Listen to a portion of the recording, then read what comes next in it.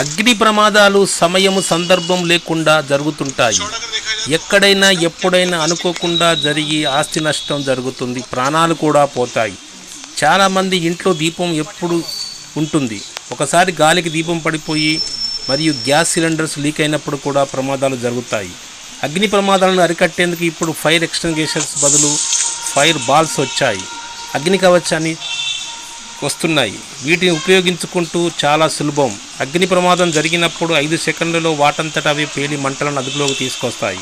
అగ్ని ప్రమాదం జరిగినప్పుడు చేత్తో బంతి విసిరేసినట్టు విసిరేస్తే మంటలు వాటంతట అవే ఆరిపోతాయి.